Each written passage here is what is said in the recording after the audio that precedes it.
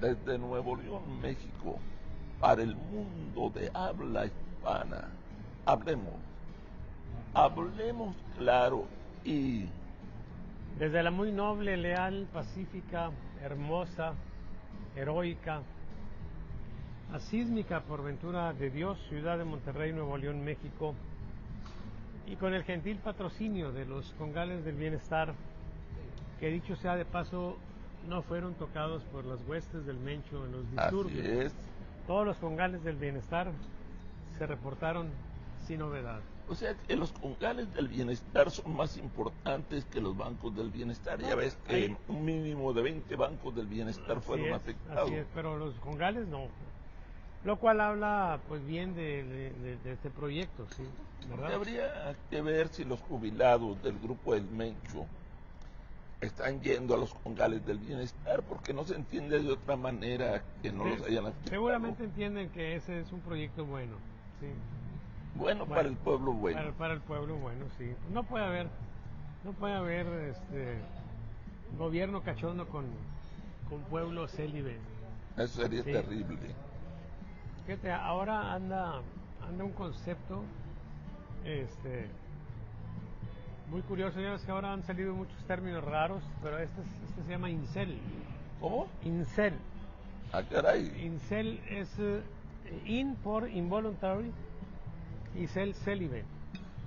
O sea, célibes involuntarios, o sea, gente que quiere tener relación con otra persona, pero no encuentran, ¿sí? No encuentran, no tienen. No encuentran o les va mal, sepa Dios, ¿sí? Y ese es un grupo pues muy complicado. Yo a los incel les recomendaría que vayan a los Congales del Bienestar, ¿sí? Pues casi lo mismo, ¿sí? Oye, porque primero le pidan una beca como sector marginado a Claudia Sheinbaum, y luego ya con eso de la beca vayan a los Congales del Bienestar. Claro, sí. Bueno, ya no hablemos de los Congales del Bienestar porque déjate comentar una cosa. Han platicado conmigo varios integrantes de la Cuarta Transformación. Algunos les dicen chairos, pero a mí no me agrada mucho ese término. Por eso los llamo integrantes o simpatizantes de la Cuarta Transformación, y me han reclamado, me han dicho que somos unos irrespetuosos porque manejamos ese concepto. ¿no les gusta? No les gusta. Válgame Dios. Se sienten indignados cada que se dan cuenta y escuchan de que este es un espacio prácticamente patrocinado por los Congales del Bienestar. Así es.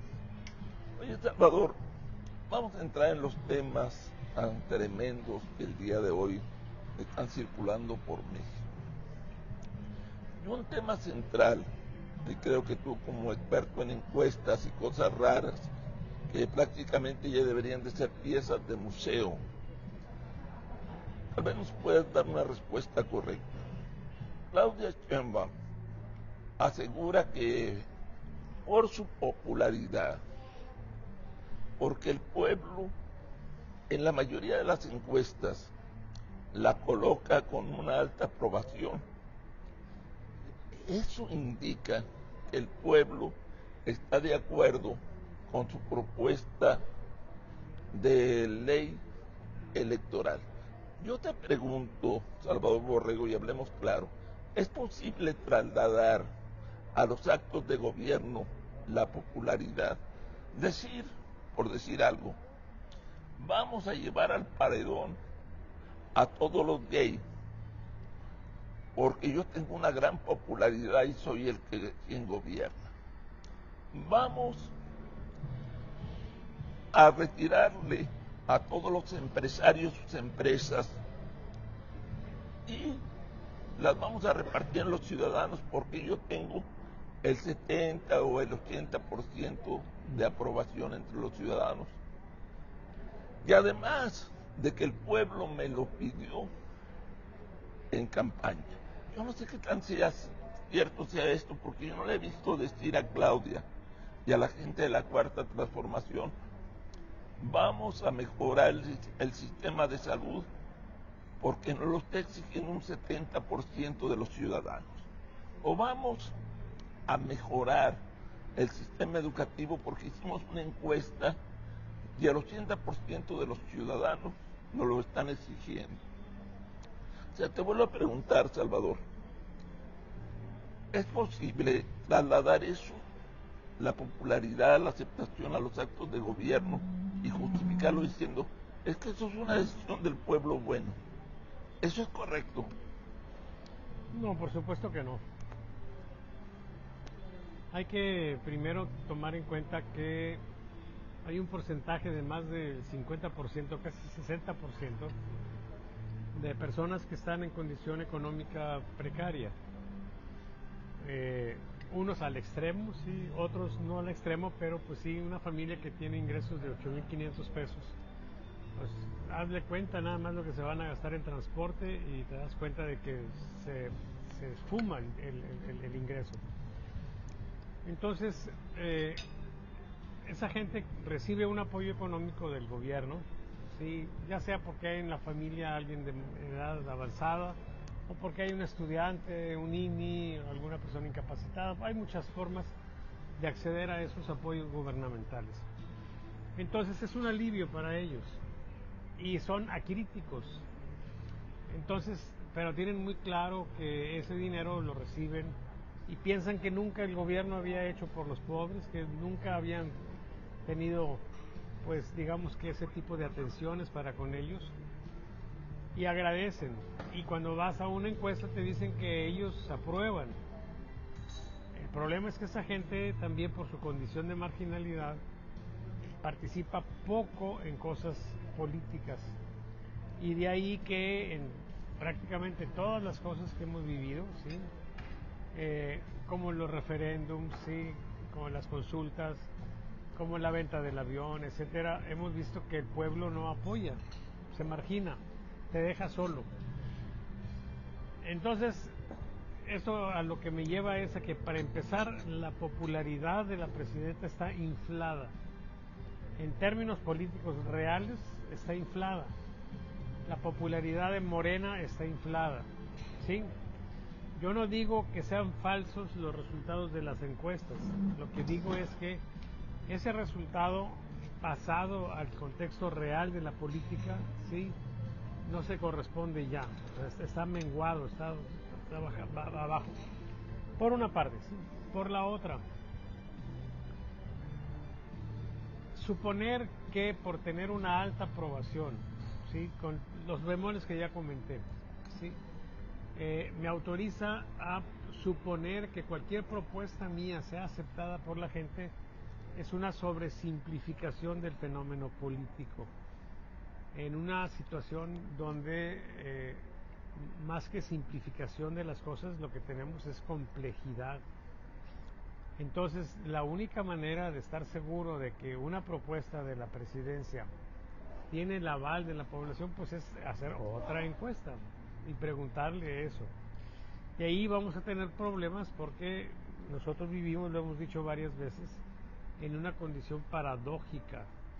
Porque si tú le preguntas a la gente si aprueba a la presidenta Claudia Sheinbaum, pues un porcentaje grande, arriba del 70% quizá, te dice que la aprueba.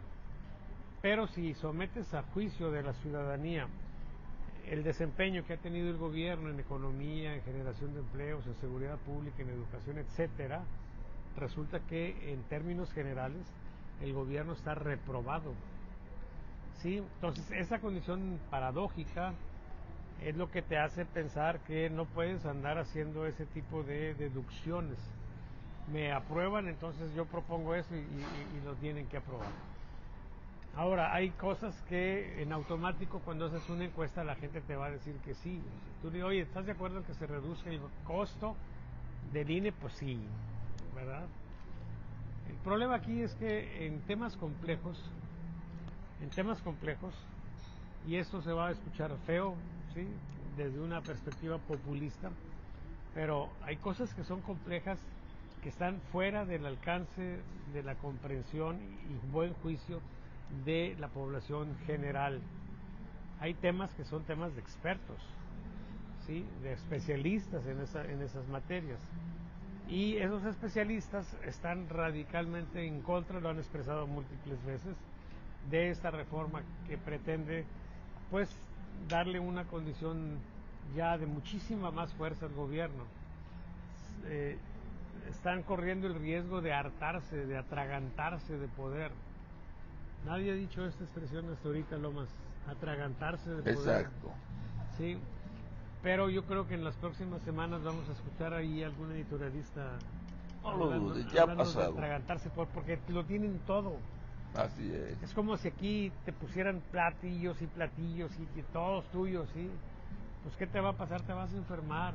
Oye, déjate, comento algo que como decía, ocurría. déjame antes de que se me pase, como decía mi padre, cuando alguien estaba comiendo muchísimo, decía, te vas a cagar. Sí. Bueno, algo así les puede pasar a los de la 4T con tanto poder, ¿sí? Déjate comento sobre eso que dices. Hay anécdotas de lo que vivieron los antiguos romanos y de los antiguos griegos, no el pueblo, no los esclavos, el grupo en el poder. Hacían unas comilonas tales que allí mismo, y no era mal visto, era bien visto, terminaban vomitando para poder seguir comiendo. Sí. Porque el comer en exceso era parte de demostrar el poder. Los jodidos comen poco porque están jodidos. Yo tengo el poder. Y una manera de demostrar el poder es comer hasta atragantarme, limpiar mi estómago de manera forzada para seguir comiendo. Eso se me hace algo terrible, pero yo creo que puedes comparar a los patricios de aquella época. Así se les decía en muchas partes a los hombres y mujeres del gran poder, eran más que nada hombres, e iban a esas bacanales. No sé si eso esté pasando ahorita con Noroña, con los hijos de López Obrador, con este, con el otro y con aquella, no sé. Sí, o sea, Morena tiene todo para hacer absolutamente lo que le dé la gana. Es un poder excesivo que no habíamos visto en mucho tiempo, y la única situación de riesgo que enfrentan es qué va a suceder si usan ese poder, si lo usan, porque las cosas se tienen, ¿sí? Y tienen un propósito más persuasivo, más disuasivo, ¿sí? Que efectivo. Entonces, si ellos tienen todo ese poder y lo usan, entonces pueden tener problemas. Mira, al margen de que las leyes que tenemos ya en el país les permitan hacer lo que les dé la gana, ellos van a enfrentar, como todos los gobiernos, ¿sí? Independientemente de cuál sea su origen, independientemente de cuál sea su legislación, todos a final de cuentas pasan por el juicio de la opinión pública. Y si esa opinión pública la pierden, si ese apoyo lo pierden, aunque puedan ellos hacer triquiñuelas y aplicar la ley y darse sobre representación, se les haría dificilísimo. Imagínate que a donde vaya Claudia Labuchen, ¿sí? Imagínate que se den manifestaciones de rechazo, ¿sí? De múltiples maneras, que se den manifestaciones enormes, ¿sí? Exigiendo que se vayan, pues se van a tener que ir, aunque la ley diga que ellos están ahí bien y la chingada, ¿sí? Entonces, pues, yo creo que cada persona está haciendo lo que debe de hacer, en particular la oposición. Se critica mucho a la oposición, pero yo creo que están haciendo lo que pueden hacer, sí. Y entonces, pues vamos a ver cuál es finalmente el juicio, sí. Pero en definitiva, no podemos hacer deducciones, ¿sí? No podemos jugarle al silogismo aquí. Tenemos que ir directamente a las fuentes. Si tú quieres aplicar una nueva ley, sí, pues consulta a la gente, ¿verdad? Tiene un problema también sí, muy interesante.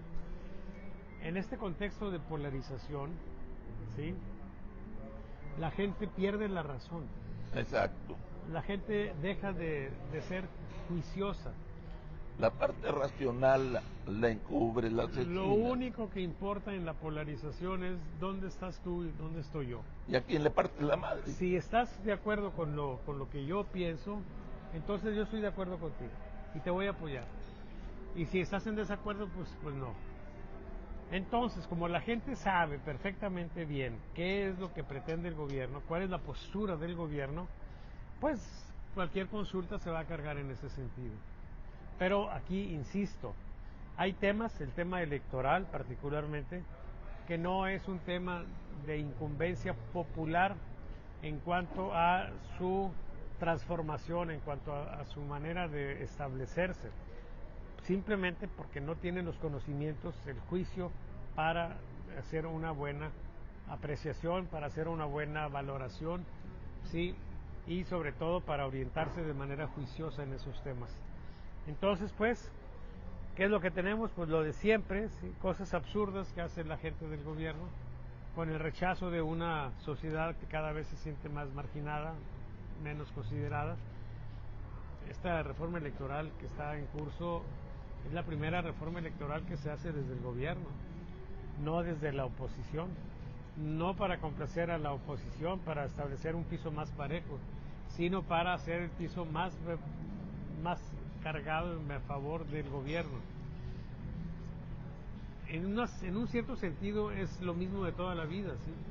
Todas las reformas electorales que hicimos en el país fueron para que Morena, el PRD, mamaran. Así es. Para que mamaran, así. Para darles una condición de cada vez más ventajas, a grado de que llegaron finalmente a ganar.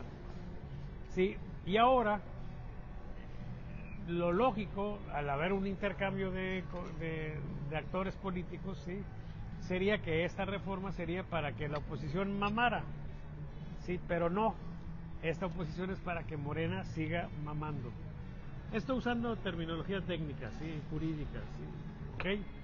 Ahora yo creo que no solamente es para que mame Morena, sino para que mamen y den de topes. Si se aprueba esta ley, esa situación vamos a tener. Fíjate nada más, la esperanza que tenemos ahora es el Partido Verde y el Partido del Trabajo. Que ellos se opongan porque serían quizá de los principales damnificados de la reforma. Sería suicidio. Sí, pero ya lo veremos en estos días.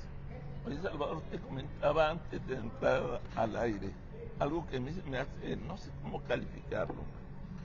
A veces no encuentro las palabras para calificar en su justa dimensión las cosas.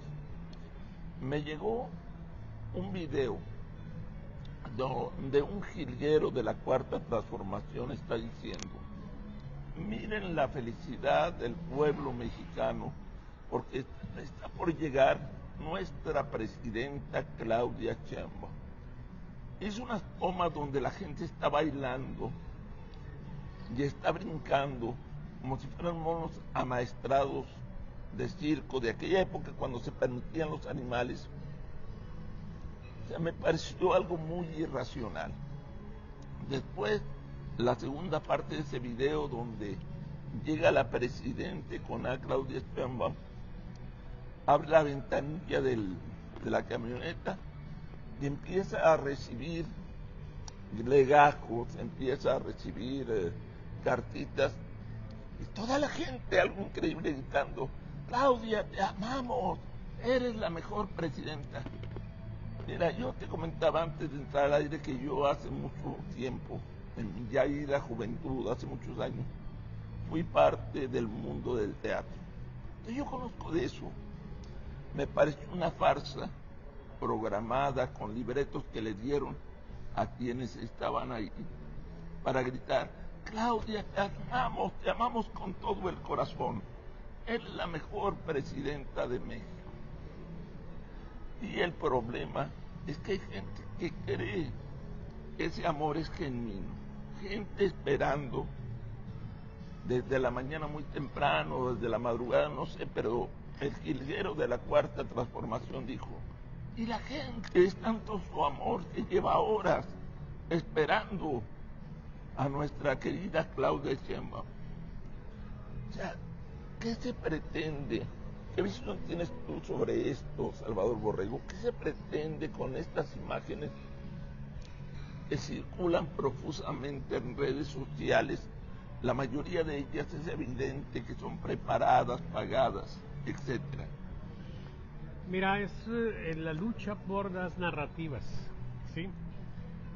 La narrativa es la descripción de lo que está sucediendo. Y es importante que la narrativa que prospere en el ánimo de la gente de manera mayoritaria sea una en la cual Claudia es aclamada, es querida, etcétera, ¿sí? Por supuesto que armar un circo de esos es relativamente fácil porque hay una buena cantidad de mexicanos que están muy agradecidos. Yo no sé qué porcentaje será, quizá 15, 20%, pero gente que te dice: yo rezo todas las noches para que no le pase nada. Me decían antes nada al presidente López Obrador, ahora me imagino que lo hacen para que no le pase nada a Claudia. Entonces tienes muchísima gente de la cual echar mano para una cosa de ese tipo, y muy probablemente incluso lo hagan de manera sincera, genuina, ¿sí? No que vayan a hacer por el dinero. O sea, el dinero que reciben les genera agradecimiento, ese agradecimiento van y lo manifiestan de ese modo, ¿sí? Pero el problema aquí es, de nuevo, que esa gente, insisto, la puedes llevar a ese tipo de eventos, puedes acarrearla a la urna, pero son muchísimos más, ¿sí? Y entonces, pues, no es fácil manipular a tanta gente. Y entonces ahí tenemos esa situación, pues. Hay una lucha fuerte porque la narrativa opuesta es una narrativa que habla de otras cosas, que habla de una Claudia presionada por Estados Unidos, presionada por López Obrador, donde se han estado dando los temas de huachicol fiscal. No sabemos si todavía existe el huachicol, yo supongo que todavía está operando. Y entonces tenemos una situación donde se entiende que, en términos generales, la 4T ha sido una desgracia para el país. Y esa es la narrativa que se ve todavía en algunos medios y en algunos lugares como este, ¿sí? De, pues, vamos a decir que comunicación marginal, ¿sí? Donde, pues ahora con esta maravilla de la tecnología, todos somos emisores o potencialmente emisores de información. Y en términos generales, pues, está reprobada y es un gobierno reprobado. Un sexenio anterior fracasado, ¿sí? Con sus obras insignias de manera dramática, pues digamos que reventadas, el transísmico descarrilado, el Tren Maya también complicado, el aeropuerto Felipe Ángeles también, la macrofarmacia del bienestar también. O sea, yo no recuerdo un gobierno con tantas fallas como ese, ¿sí? Y ahora estamos en un gobierno complicado porque tiene una condición contradictoria entre lo que hace y lo que dice, ¿sí? Ella, cuando se plantea que esta intervención en contra del Mencho fue el regreso a la política que implementó Felipe Calderón, ella por supuesto dice que no. Es indigna al decirlo. Sí, o sea que no tiene nada que ver. Pues no tiene nada que ver, pero en los hechos es lo mismo. Estás usando al ejército para intervenir y estás haciendo fuego y estás incluso bajo sospecha de haber liquidado al Mencho. Sí, pero una vez herido, un hombre, pues digamos que muy enfermo, hay rumores insistentes en que lo ultimaron ahí, en el propósito, pues muy probablemente, de que no fuera a ser llevado a Estados Unidos y que declarara una serie de cosas comprometedoras, sí, para el régimen actual. Entonces, pues, tenemos una situación donde hay narrativas, prácticamente, fundamentalmente, dos narrativas. Una que habla de un gobierno que está muy, muy querido, muy amado, muy apapachado, sí, muy aprobado, que está haciendo las cosas muy bien. Y otra parte que está considerando que vivimos una situación muy desafortunada, con el derrumbe de nuestro sistema democrático, sí, en una condición pues muy precaria desde el punto de vista pues de la convivencia, sí, con la delincuencia desatada, aunque hayan bajado los homicidios, pues ahora van a subir. En términos generales la situación sigue siendo muy grave, aún con las mejoras que se han obtenido. Entonces, bueno, pues es eso. ¿Quién narra? ¿Qué narrativa es la que va a salir avanti? Y yo creo que aquí hay un problema fuerte porque hay un contingente, ¿sí?, pequeño si tú quieres, pero hay un contingente en el ámbito de la intelectualidad donde es clara pues la opinión adversa que tienen del gobierno, y esa gente no la vas a poder callar, y su voz sigue siendo una voz importante que resuena. Tienes el caso de Enrique Krause, por ejemplo, el caso de Sarmiento, ¿sí?, Sergio Sarmiento. Están otros casos, Salvador García Soto, el mismo Loret de Mola. En fin, hay una playa de pensadores importantes, historiadores importantes, que claramente están en contra de la 4T y lo manifiestan. Esas voces siguen teniendo peso y le dan un poco de balance a la otra, ¿sí? Y ahora vamos a ver cómo se procesa el tema de los partidos nuevos, ¿sí? Si se logra oficializar la existencia de Somos México, vamos a tener una oferta muy interesante por la playa de intelectuales que están soportando ese partido y personajes que tienen una buena imagen política. Entonces, pues, vamos a ver finalmente cómo quedan las narrativas. Dicen que la historia la escriben los vencedores, pero en este caso yo creo que la historia la están escribiendo tanto los vencedores como los supuestamente derrotados. Y bueno, vamos a ver cómo sigue esto, ¿sí? Oye, pero, Salvador, mientras ahí están las narrativas claras. Me imagino este escenario. Un buen día se le queda viendo a los ojos, Morena se le queda viendo a los ojos al PT y al Partido Verde y les dice: suicídate, mi amor, debes de demostrar que me amas tanto, así es que suicídate, mi amor. Voy a presentar esta propuesta de ley, pues donde con esto te vas a joder. Los del PT y los del Partido Verde paran las orejas y dicen: ni madre, entrampan todo el proceso de una ley que hace días ya debió de haber sido presentada en el Congreso y la están pateando. Se dice que probablemente el próximo lunes se presente. No sé, tal vez no sea así. Y aquí los grandes perdedores, se apruebe o no se apruebe la ley, van a ser el PT y el Partido Verde. ¿Y por qué te digo esto, Salvador? Por lo siguiente. En el escenario en que se apruebe la ley como está, donde los que van a quedar como plurinominales deben de salir a la calle y los segundos mejores votados quedarían como plurinominales. En el Senado se reduce la cantidad y pasa algo similar. Prácticamente solamente tendrían oportunidad de integrarse al poder legislativo federal Morena, el PAN y el PRI. Si se aprueba la nueva ley, se jodieron.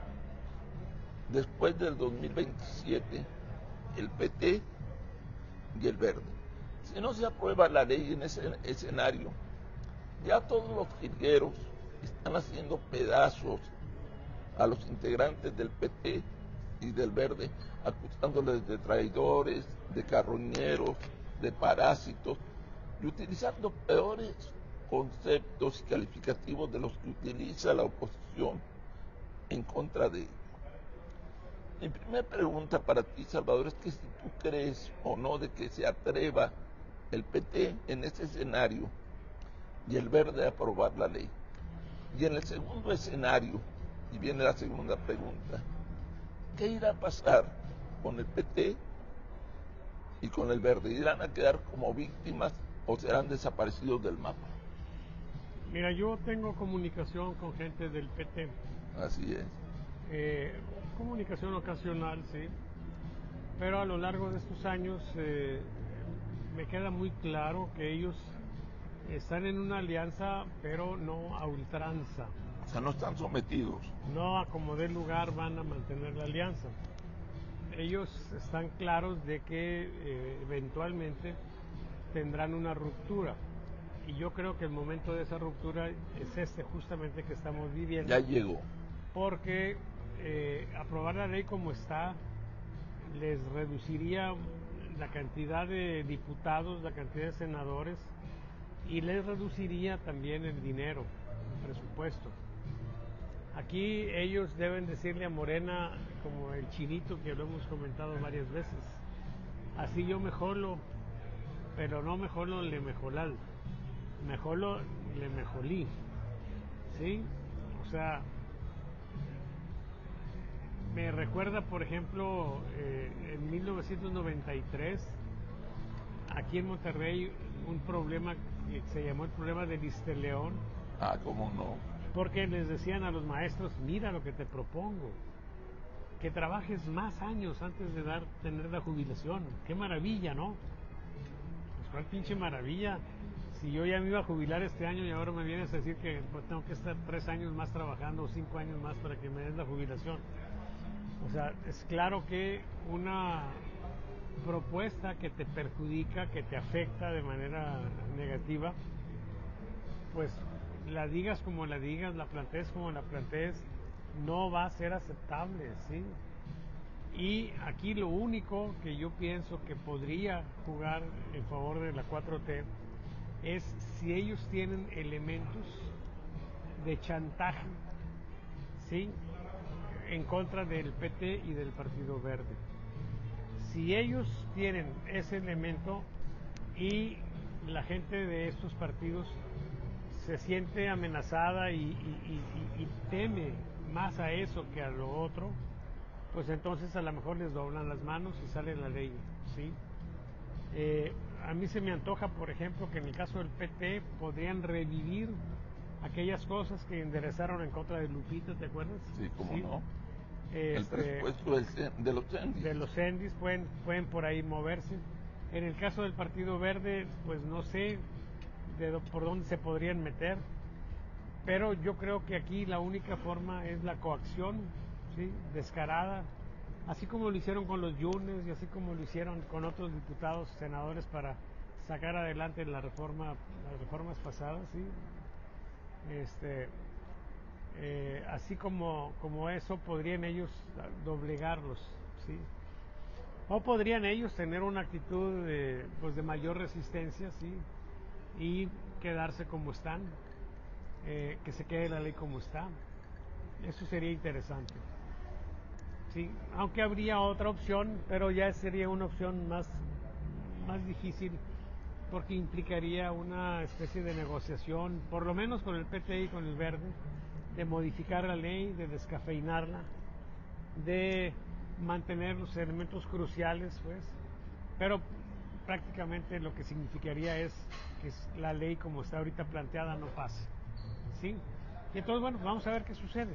Yo espero que se mantengan el PT y el Partido Verde en sus reales, que soporten la presión, que me imagino que va a ser una presión muy fuerte.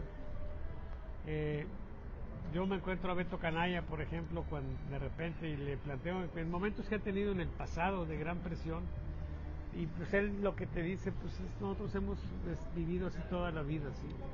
Bajo presión. O sea, no sería una novedad para la gente del PT estar sintiendo una presión fuerte. Ellos tienen elementos, sí, para soportar eso. Y se generaría una situación curiosa, pues una especie de agradecimiento a esos dos partidos que se han convertido en partidos bisagras, ¿sí? Son partidos pequeños, pero significan la diferencia entre una cosa u otra, entre que progrese una ley electoral absurda, ¿sí?, o que se quede ahí detenida y no progrese.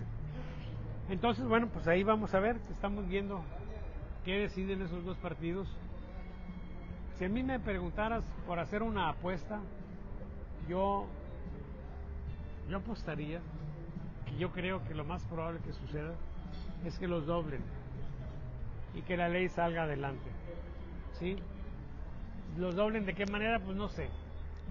Pero muy probablemente en el esquema gangsteril en el que se ha movido Morena. Ellos pueden hacer lo que quieren. ¿Sí? Su único riesgo, creo yo, otra vez vuelvo al concepto, es que se atraganten de poder. Ese es el único riesgo. ¿Sí? Al menos hasta ahorita, como se ven las cosas. ¿Sí? Oye, Salvador, hay cosas que podrían desestabilizarlos. Adelante. Son los gringos, ¿sí? Pero ese sería otro tema. Oye, Salvador, algo que se me hace muy interesante. Vamos a suponer que en ese escenario que se plantea, de que se rompa o no se rompa la alianza de la 4T, yo tengo la impresión de que en realidad Morena ya se hastió, ya se cansó de traer sobre sus espaldas al PT y al Verde, y está buscando una salida, aunque no sea muy decorosa, para deshacerse de ellos. En dado caso de que se aprueba la ley, salen jodidos el PT y el Verde.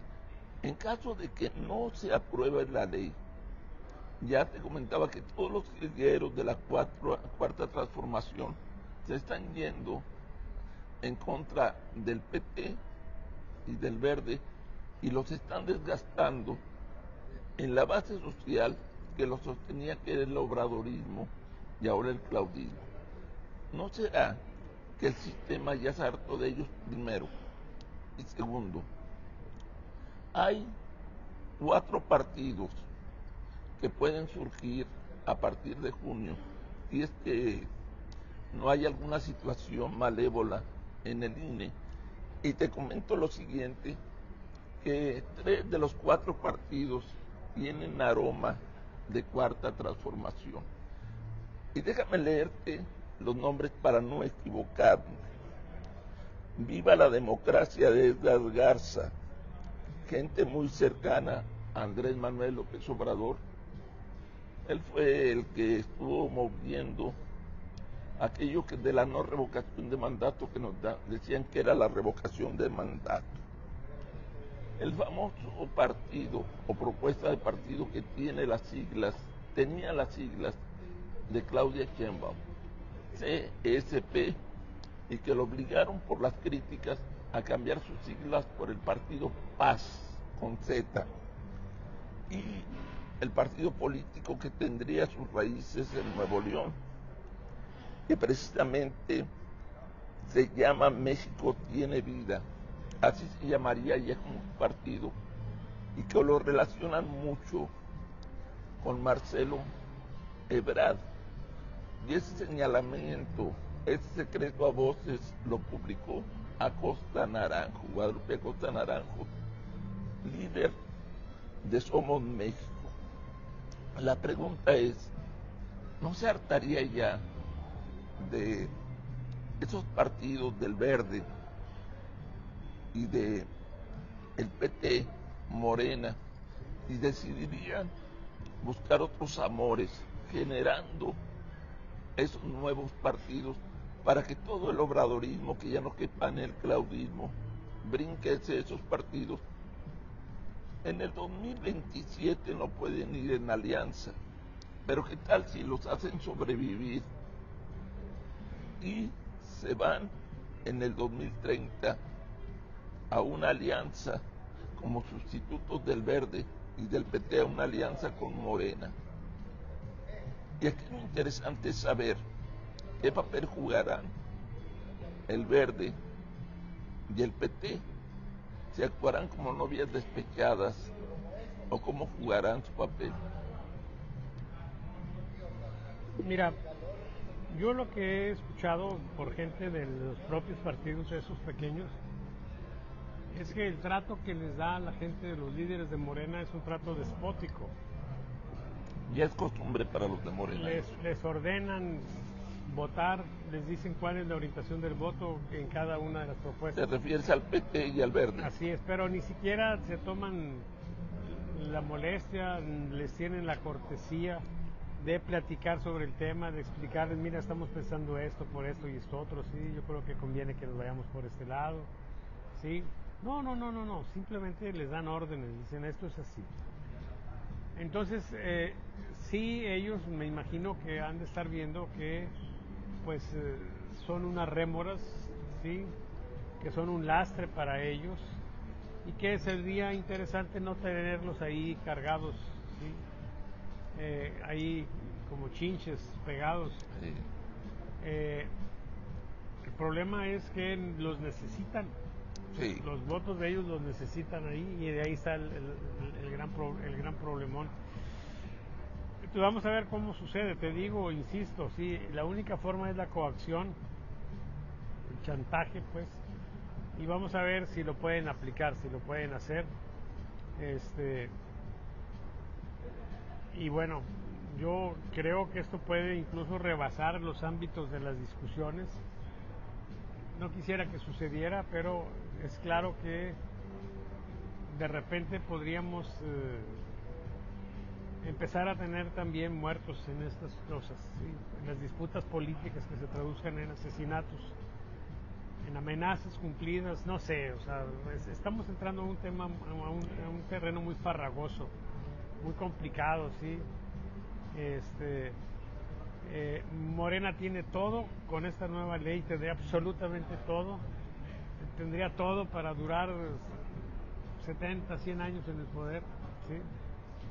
Pero la vida política es muy curiosa, ¿sí? Yo creo que ellos van a tener tropiezos, por tercera vez en esta emisión digo, se pueden atragantar de poder y eso podría generar condiciones de oportunidad para los grupos opositores de avance. Aún con las leyes y la chingada, con todo lo que esté ahí torcido y desfavorable, si la voluntad popular se manifiesta en las urnas de manera masiva, es muy difícil que puedan hacer alguna triquiñuela para torcer la voluntad popular. Y yo creo que esa es la apuesta, Si no logra la oposición una situación realmente muy intensa en la gente, que la lleve a las urnas, que se vuelquen a las urnas en favor de los partidos de oposición, ¿sí? Entonces pues vamos a seguir así, sabrá Dios cuánto tiempo, ¿sí? Otra vez termino diciendo, todo lo que estoy comentando no está tomando en consideración un factor que podría desequilibrar todo, que es Estados Unidos, particularmente Donald Trump, ¿sí? Si de repente en Estados Unidos avanzan los juicios en contra de los Chapitos, en contra de el Mayo Zambada, y se empieza a documentar que hubo dinero de los narcotraficantes en las campañas políticas, ¿sí? Y empiezan a perseguir eso, pues vamos a tener una situación complicada. Yo agregaría un tercer factor más. ¿Cómo va a sucederse, cómo va a continuar la relación de los grupos del crimen organizado con el gobierno? Esa quema de bancos del bienestar es muy significativa. Significa que hay un rompimiento, que hay un reclamo, que hay una venganza, y esa venganza puede llegar a otros extremos, ¿sí? Entonces, pues hay muchas cosas que van a suceder, pero fundamentalmente esas son las que yo considero esenciales para ver cómo siguen las cosas, ¿sí? Salvador, 3 nuevos partidos que comentaba que yo siento que tienen aroma de cuarta transformación. Te pregunto, ¿tú crees que para el 2030 podamos ver una nueva configuración con una cuarta transformación donde esos 3 nuevos partidos sean parte de esa narrativa de por el bien de todos, primero los pobres, etcétera? Y por otra parte, podamos ver un punto central en la oposición que por los personajes que tiene podría ser Somos México. Será este el nuevo escenario que se puede vislumbrar? Mira, yo creo que la lógica de la competencia electoral debe ser siempre el triunfo, el éxito, la victoria. Esto es, ¿qué es lo que me da las mayores posibilidades de triunfo? Y entonces, para el 2030, donde estamos hablando de que ya, si el caso de que Somos México sea partido, y que podría ya participar en alianzas, aquí, si fueran hoy, por ejemplo, las cosas, sí, yo diría que el personaje que tiene una ventaja fuerte para ser candidato de la oposición es Ricardo Salinas Pliego. Lo ha manifestado abiertamente, tiene una red enorme de seguidores. El golpe financiero por lo que tuvo que pagar ahora de impuestos parece que lo va a solventar en un esquema ahí medio extraño que de pago chiquito anunciaron, sí. Pero la figura de él yo creo que va a seguir creciendo. Entonces, si llegamos nosotros a una situación que sería muy parecida a la que ha ocurrido en otras instancias, simplemente en Estados Unidos, llega Trump y somete al Partido Republicano su voluntad, ¿sí?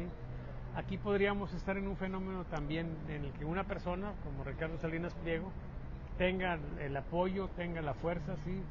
Y los partidos se vean obligados a someterse. El caso particular de Somos México dice, vamos a elecciones internas. Bueno, harían unas elecciones internas, Ricardo Salinas Pliego sería uno de los candidatos y muy probablemente sería el triunfador. Por supuesto que ya lejos está la idea de una Xóchitl Gálvez que pudiera tener una segunda oportunidad. Yo creo que ya la tuvo y quedó de manera terrible en su derrota. Entonces, pues va a depender de eso, sí, va a depender de que surjan figuras, pero sí yo creo que si Morena sigue con su desgaste, si la relación con los narcos se les complica, sí, si las presiones de Estados Unidos llevan a que vengan ya de manera más franca, más clara al territorio nacional a intervenir, todo eso puede conducir a una correlación de fuerzas, sí, ya complicada para Morena. Y entonces, bueno, pues veríamos cómo quedan las cosas. Al menos yo tengo la esperanza de que si no gana la presidencia en el 30, la Cámara de Diputados y Senadores ya no tenga una mayoría relativa para Morena. Si eso se logra, aunque tengamos un nuevo presidente de Morena otra vez, pues habría cosas que hacer. Ahora, hay otras variantes también. Si vemos a Morena, por ejemplo, en este momento, ¿quién sería el candidato o la candidata a la presidencia? Pues la figura que ahorita resplandece de manera importantísima es Omar García Harfuch.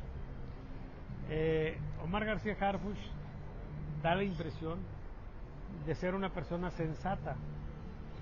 Tiene una formación humanística, tiene una carrera en Derecho, está orientado, está concentrado mucho en el tema de seguridad pública. Su mamá, una gran actriz del pasado. Así es, sí. Pero particularmente, te digo, su formación policíaca, sí, su formación de seguridad pública, pues lo hace apetecible. Hace muchos años, cuando el PRI era el que dominaba, se hacían especulaciones con respecto a la manera en que se seleccionaba a los candidatos a la presidencia. Y había muchas teorías, pero una que era muy interesante, muy sensata, es la que decía que el presidente en turno hacía una valoración sobre el problema más fuerte, más grave que se iba a enfrentar en los siguientes años. Y entonces buscaban un perfil que fuera adecuado para atender bien ese problema. Ahorita nosotros tenemos desde hace muchísimos años a la inseguridad, al problema delincuencial como el principal problema de México, ¿sí? El que nos determina una serie de daños porque se inhibe la inversión, porque el Estado de Derecho se tuerce, porque la impunidad campea de manera impresionante. Entonces, si nosotros decimos el problema más fuerte del país es la inseguridad, eso perfectamente avalado por la opinión pública, ¿sí? Si es así, entonces Omar García Harfuch es por supuesto un excelente candidato. Y ahí yo pienso que la 4T daría un viraje. Prácticamente creo que con García Harfuch terminaría esa herencia que nos deja Andrés Manuel López Obrador. Sí, y muy probablemente se iría en contra de Andrés Manuel López Obrador sin ningún problema, sí. Por eso es que van a ser los duros o los puros, que son puros cabrones de Morena, sí, van a hacer todo lo posible por descarrilar a Omar García Harfuch.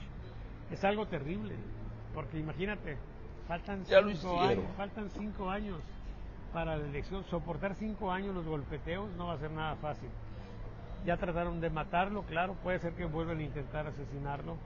Ojalá que no sea así, ojalá que lleguemos al 30 y que Omar García Harfuch sea una opción. ¿Cómo quedaría una elección en donde los candidatos fueran Omar García Harfuch contra Ricardo Salinas Pliego? Pues yo creo que ganaría Omar García Harfuch, ¿sí? Pero no podemos pues digamos que descalificar otra opción de momento. Ya veríamos, pero bueno, esas son las cosas, ¿sí? Oye, para terminar, déjame lanzar 2-3 comentarios al aire y hacerte la pregunta central. Primer comentario.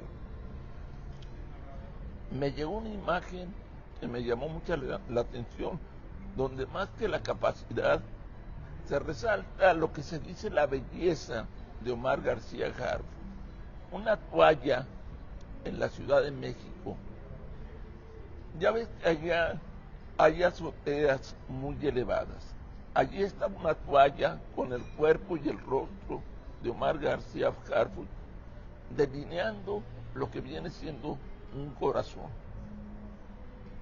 O sea que ya está un equipo de mercadotecnia lanzando a García Harfuch al estilo de este muchacho que también fue presidente de la República, el Príncipe Bello.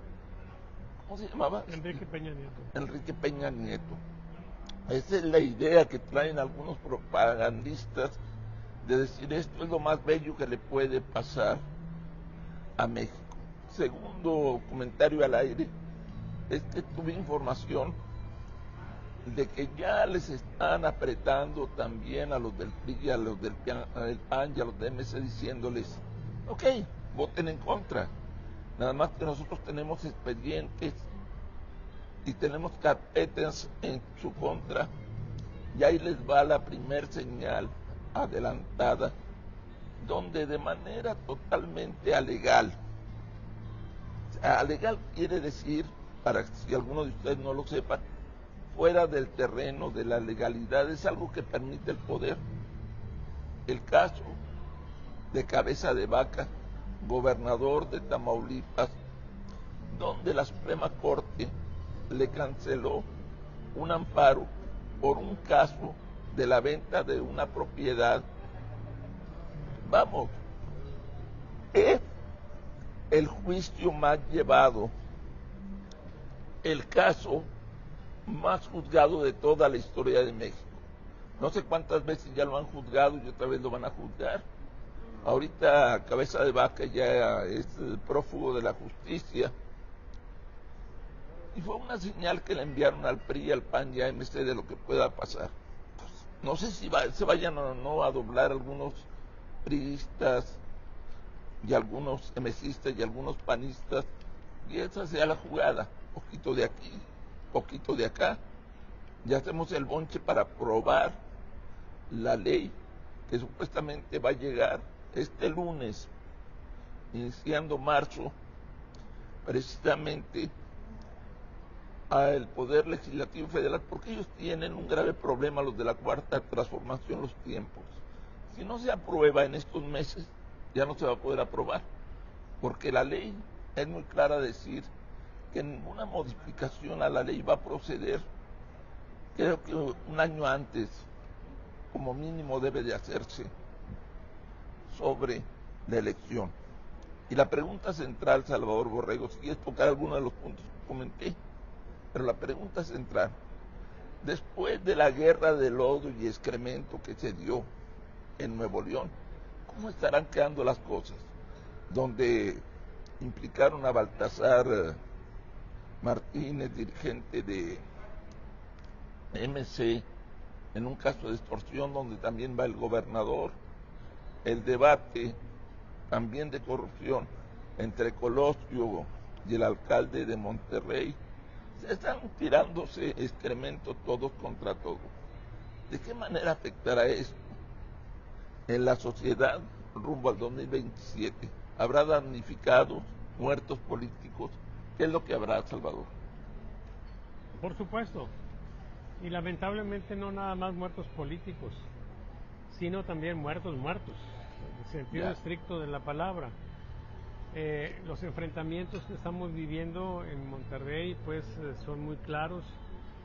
Hay cuestionamientos que están surgiendo en las redes sociales con respecto a unos y con respecto a otros, ¿sí?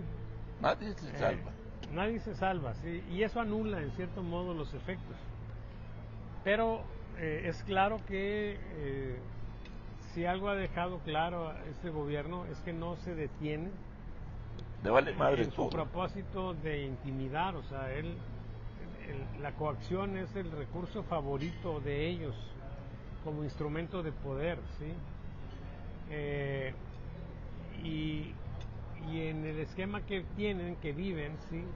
Imagínate eso que están haciendo con Cabeza de Vaca, sería impensable en prácticamente cualquier país, porque pues no le pueden dar retroactividad a una situación legal, jurídica. Oye, déjate comento que en ningún caso puede ser juzgado 2 veces. Claro, el concepto de cosa juzgada es muy importante. O sea, si ya la Suprema Corte dio un fallo favorable a ti, o sea, ya se chingó, eso ya se acabó. Sí. En cualquier país ya se acabó. Aquí no, aquí le pueden dar reversa a voluntad, ¿sí? Y entonces, ¿qué es lo que vamos a tener? Pues el concurso, por supuesto, de instancias internacionales, ¿sí? La Corte Intercontinental, ¿sí? No intercontinental, sino americana, ¿sí? Interamericana. Y yo creo que vamos a tener entonces situaciones donde el ámbito internacional desacredite lo que esté haciendo Morena aquí. Y entonces, bueno, pues vamos a tener esa situación. A final de cuentas, todo ese tipo de guerra sucia y todo ese tipo de cosas que sucedan, pues va a cobrar relevancia en la medida en que afecte la opinión pública. ¿Sí? Por eso es tan importante medir la opinión pública. Yo no tengo mediciones nacionales, pero tengo mediciones a otros niveles de gobierno. Y fíjate, por ejemplo, en el tema de la intervención en contra del Mencho, pues hasta los grandes opositores del régimen, ya sea desde el ámbito propiamente opositor o desde el ámbito contestatario, han felicitado a la presidencia, han mostrado sus condolencias por los soldados caídos, han mostrado su comprensión ante el quiebre del general, ¿sí? Trevilla.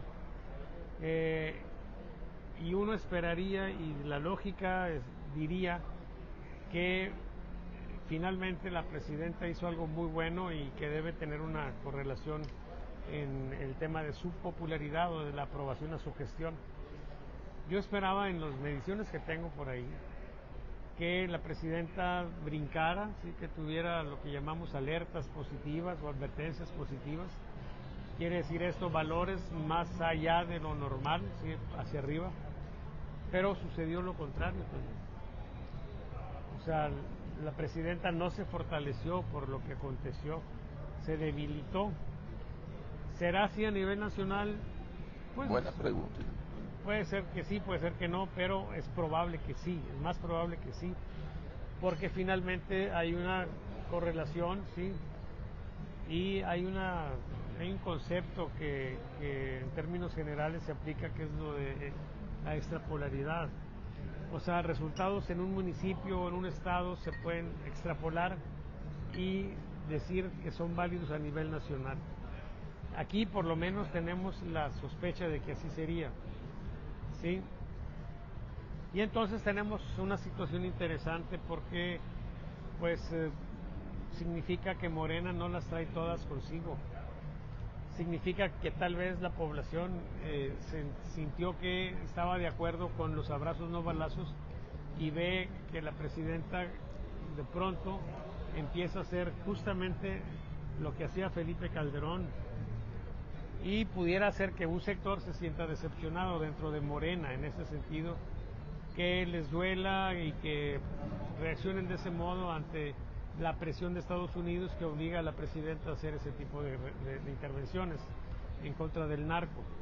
Pero hay otra cosa más espeluznante, Toño, y es que esa reacción de la gente tenga que ver con una empatía popular. Imagínate, lo que voy a decir es terrible, una empatía popular con los narcotraficantes. Si tú dirías, a ver, hay elementos que pudieran nutrir esa idea, porque a ver, a final de cuentas la reacción de la gente lo que está juzgando es con quién estás, a quién apoyas, a la presidenta, al gobierno o a los narcos. Y si hay una situación de deterioro para la presidenta, pues significa que el pueblo bueno y sabio tiene simpatías con los narcotraficantes, ¿sí? Porque si tú dirías, a ver, trabaja esa hipótesis, ¿habría algún elemento que nos haga pensar que la gente en el pueblo de México apoya a los narcos? Pues mira, están los narcocorridos, no son casuales. En los narcocorridos se ensalza la figura de los narcos, ¿sí? Están también los sectores sociales que acuden sin temor alguno a los capos para pedirles apoyo. Están los apoyos que los narcos le dan a la población cuando hay una desgracia natural. Están los regalos que hacen durante los periodos navideños, ¿sí? O sea, hay una relación entre el crimen organizado y el pueblo. Una relación real, ¿sí? Este es un concepto que no lo tiene muy clara la gente, pero cuando los narcos están trabajando hay una derrama económica también, se fluye el dinero, sí. Claro, el primer dinero que llega es un dinero ilegal, pero luego de ahí fluye, sí, y hasta en los mariachis se nota, ¿sí? Porque hay dinero para hacer fiestas, porque hay dinero para comer, porque hay dinero para muchas cosas. Entonces, aquí estamos entrando en una situación muy interesante que debería de ser estudiada desde la perspectiva sociológica, desde la perspectiva de la psicología social, ¿sí? O sea, ¿qué está pasando con un pueblo que se siente identificado con los delincuentes? ¿Sí? Mira, están procediendo contra los grupos musicales que cantan narcocorridos.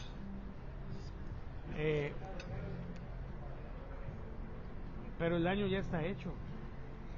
A ver, tú le preguntas a una muchacha común, ¿sí?, cómo ve a los narcos, ¿sí? Y resulta que ahora son figuras importantes, ¿sí? El poder que tiene un narco es atractivo para las mujeres y no es una novedad.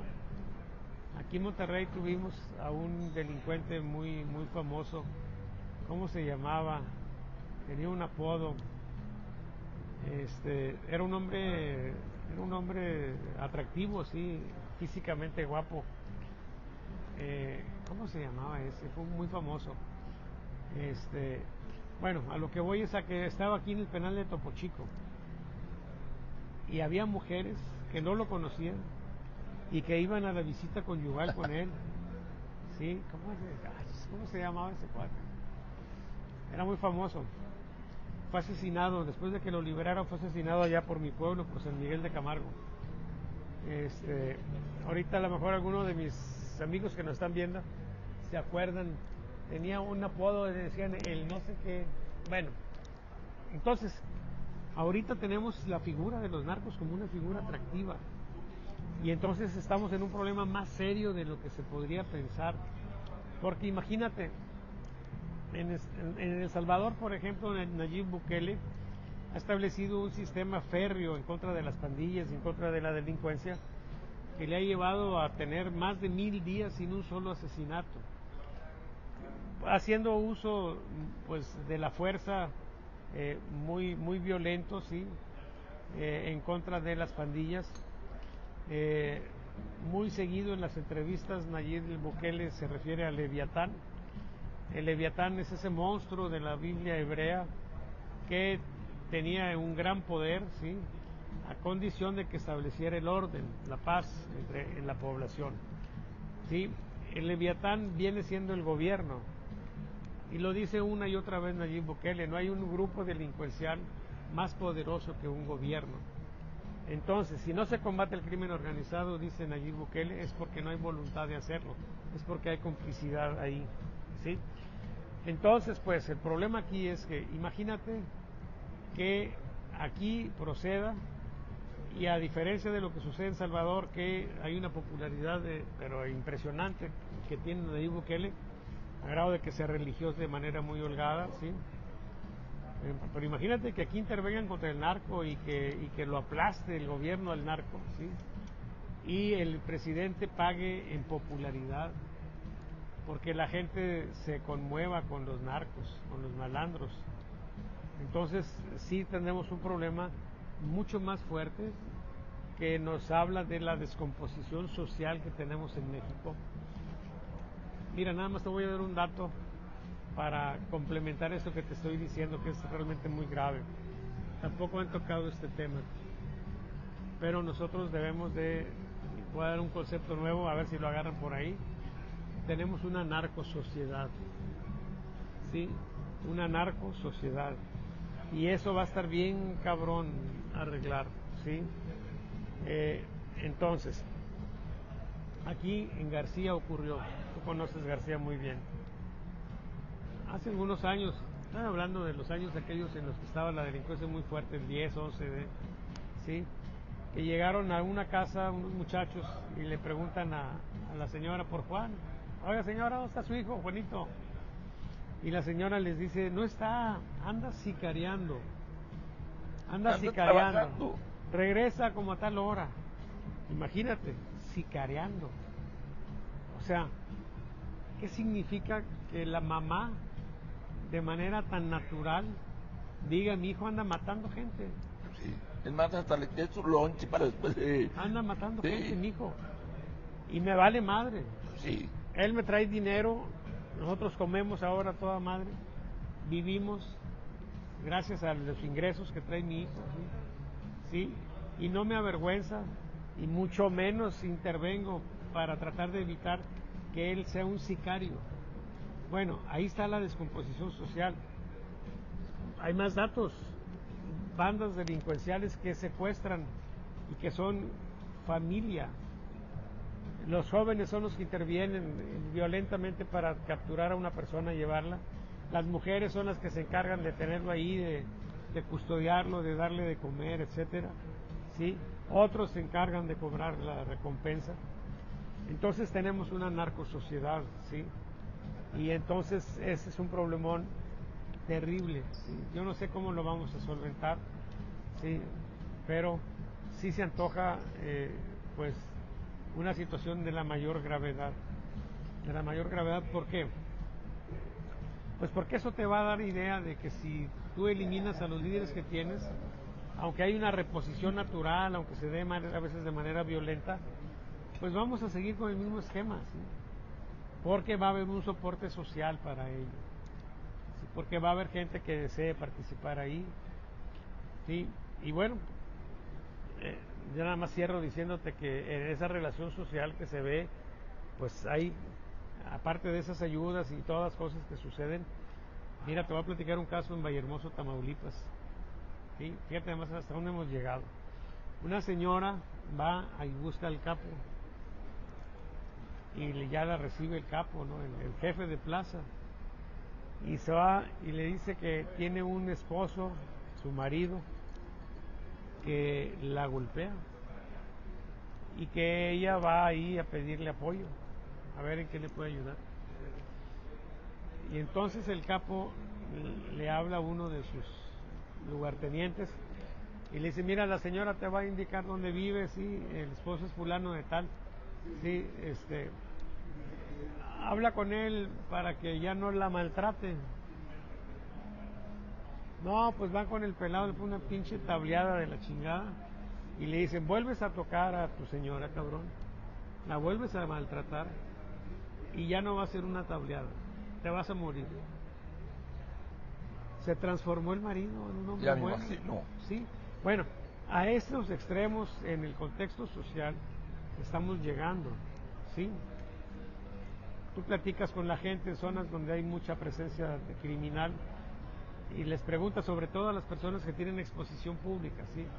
Imagínate un expendedor de boletos en una terminal de autobuses. Pues ahí llega gente de todo tipo. Y tú le dices, oye, ¿cómo le haces? Es muy fácil, no te metas. Si tú no te metes, no pasa nada. ¿Sí? Y las acciones violentas se van a dar entre los que están actuando, los que están metidos en el ajo. Y de ese modo, familias completas aprenden o han aprendido a vivir en un contexto social. Y sobre todo, y remato con esto, y lo más triste de todo, han aprendido a querer a los narcotraficantes, a los delincuentes, como figuras atractivas, ¿sí? A las que piensan que les generan un daño, pero no a ellos, sino a otros, que ellos están exentos, ¿sí?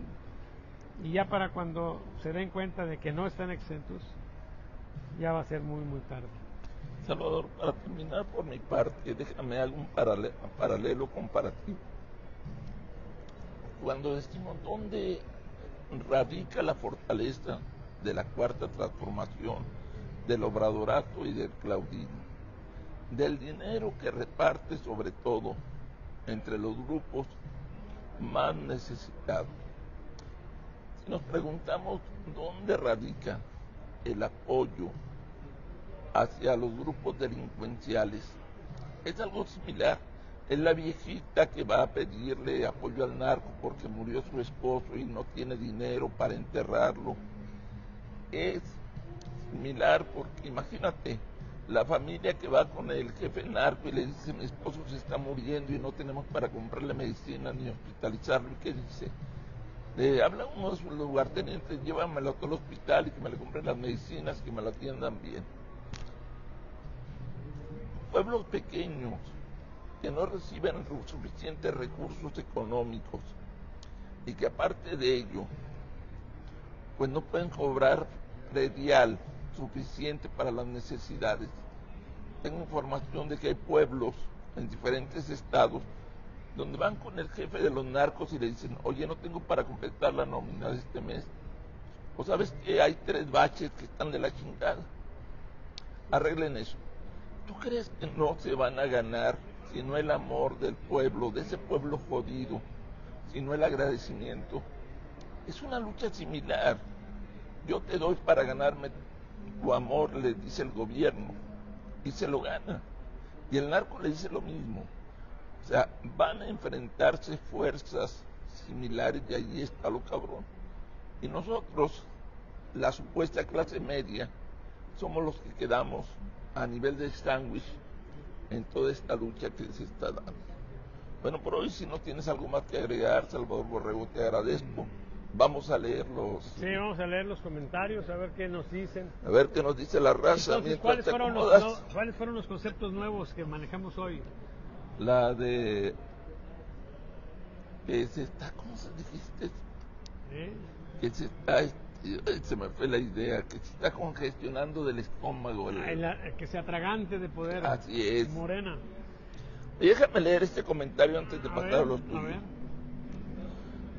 Y eso es muy significativo. Este comentario nos dice Elisa de la Parra Saldívar: excelente lo que hizo la presidenta, larga vida a Claudia Sheinbaum. Me imagino que se refiere a lo de el narcotraficante que fue detenido primero y luego ultimado. Claro.